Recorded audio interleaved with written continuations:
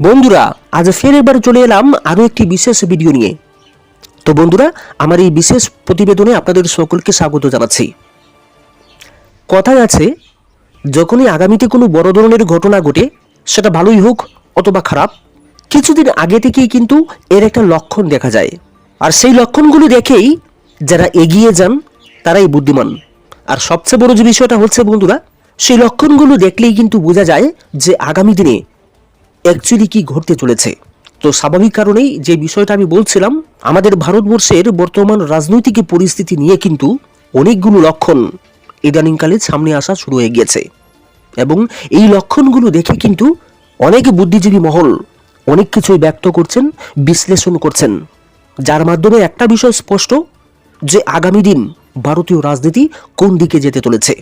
তো বন্ধুরা, ইতিমধ্যেই কিন্তু মিডিয়া বিশ্লেষণে বিভিন্ন তথ্য প্রকাশিত হচ্ছে, যেখানে দেখা যাচ্ছে কি এক পক্ষ ক্রমশ শক্তিশালী হচ্ছে, জোট সঙ্গী যারাই ছিলেন তারা সবাই যেন আরও বেশি একত্রিত হচ্ছেন, ঐক্যবদ্ধ হচ্ছেন, ক্রমশ তাদের সঙ্গে আরও অন্যান্য শক্তি এসে জড়ো হচ্ছেন। এদের শক্তি ক্রমশ বৃদ্ধি পাচ্ছে।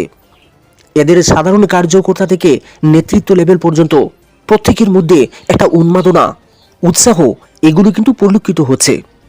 অপরদিকে আরেকটা অংশ, যাদের হাতে ক্ষমতা রয়েছে, তাদের মধ্যে যে লক্ষণগুলো দেখা যাচ্ছে বন্ধুরা, সেগুলো কিন্তু শুভ লক্ষণ নয়।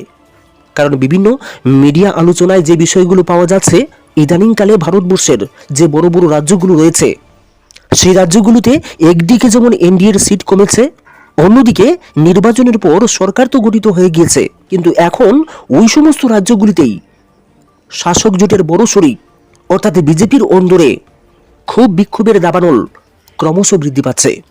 এক নেতা অন্য নেতাকে দোষারোপ করছেন, কেউ কারোর উপরে বিশ্বাস করতে পারছেন না, ভরসা করতে পারছেন না। যখন বড় জোট সঙ্গীর নিজের ঘরের মধ্যে এই অবস্থা, ঠিক তখনই অন্যান্য যারা জোট সঙ্গী রয়েছেন তাদের মধ্যেও কিন্তু একটা অন্য ধরনের ভাব চলে এসেছে। কর্মী থেকে নেতা কারোর মধ্যেই কিন্তু তেমন উদ্যম, তেমন উৎসাহ পরিলক্ষিত হচ্ছে না। যেন সবাই মনমরা হয়ে আছেন, সবাই যেন আগামীকে নিয়ে একটা দুশ্চিন্তায় ক্রমশ ভুগছেন, মনের সাহসটা যেন অনেক ক্ষেত্রেই হারিয়ে ফেলেছেন। তো এই যে লক্ষণগুলা বন্ধুরা, এই লক্ষণগুলা কিন্তু অন্য ধরনের ইঙ্গিত দিয়ে যায়। একটা দলের কর্মীদের মধ্যে যখন উন্মাদনা, সাহস, আগ্রহ কমে যায়, সাহস উৎসাহ কমে যায়, তখন কিন্তু ধরে নিতে হবে যে ওই সমস্ত কর্মীরা তাদের কেন্দ্রীয় নেতৃত্বদের উপরে ভরসা হারিয়ে ফেলেছেন।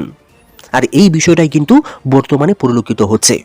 কারণ ইদানিংকালে বিভিন্ন মিডিয়া বিশ্লেষণে যে বিষয়গুলো দেখা যাচ্ছে বন্ধুরা, রাহুল গান্ধীর মধ্যে যে আগ্রহ পরিলক্ষিত হচ্ছে, সেই বিষয়টা কিন্তু আমাদের প্রধানমন্ত্রী মোদীজির চেহারাতে পরিলক্ষিত হচ্ছে না।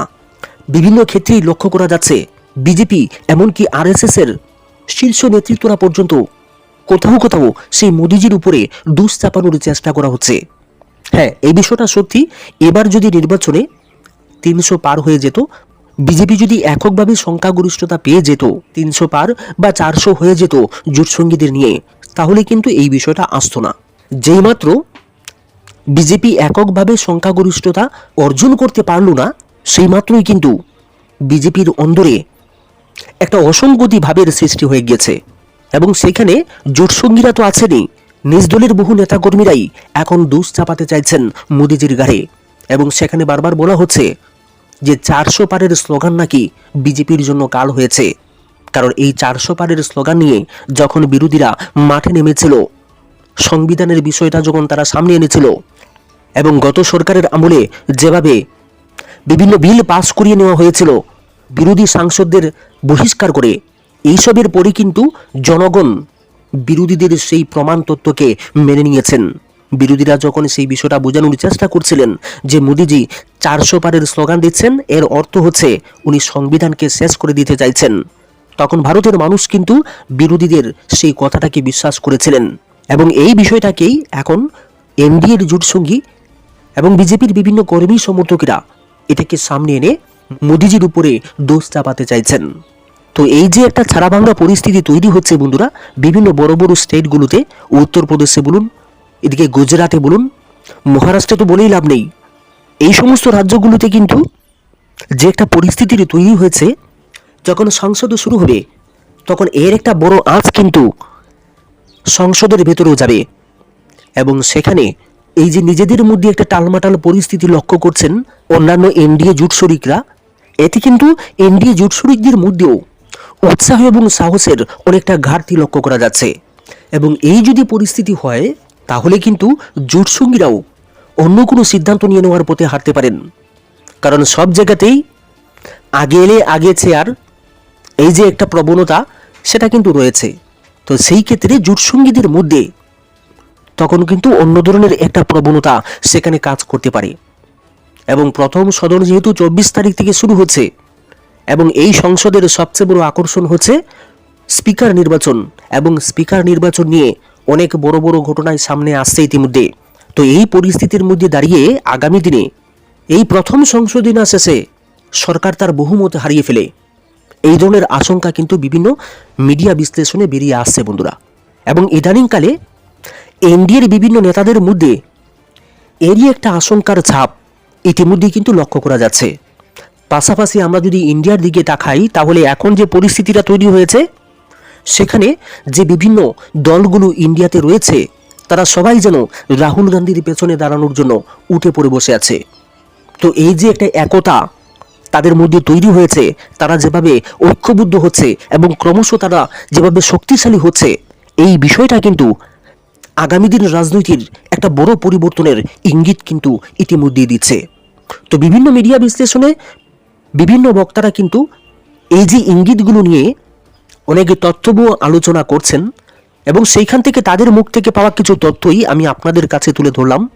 সেখানে কিন্তু অনেক বিশ্লেষকরা এমনও বলছেন যে ইতিমধ্যে এনডিএর বিভিন্ন শরিকদের মধ্যে যে একটা অসন্তুষ্টি ভাব তৈরি হয়েছে এবং ক্রমশ তারা যেভাবে উৎসাহ হারাচ্ছে, এতে করে জোটসঙ্গীরা হয়তো বা ভাববেন যে এই যে পরিস্থিতিটা যদি দীর্ঘায়িত হয় তাহলে শেষে না এমন হয়ে যায় যে জোটসঙ্গীদের যারা সমর্থক রয়েছে এবং কর্মী সমর্থকদের অনুৎসাহকে আটকানোর জন্যই শেষে হয়তো বা তারা ইন্ডিয়ার সঙ্গে যুক্ত হতে পারেন। এবং সেই ক্ষেত্রে আগামী এই সংসদেই এমনটাও হয়ে যেতে পারে যে বর্তমান সরকার হয়তোবা তার বহুমত প্রমাণিত করতে পারবে না। এই ধরনের আশঙ্কা কিন্তু অনেকেই করছেন। তো যাই হোক বন্ধুরা, এই ভিডিওতে এতটুকুই ছিল। আপনাদের মতামত অবশ্যই জানাবেন কমেন্টে। ধন্যবাদ সবাইকে।